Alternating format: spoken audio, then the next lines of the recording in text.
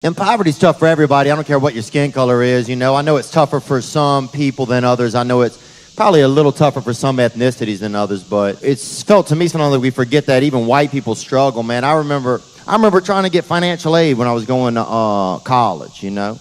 And I went into the financial aid office, and we had this cute little black woman that worked in there named Miss Linda. And I remember trying to get financial aid specifically for poor white kids. There was no programs, you know, specifically for poor.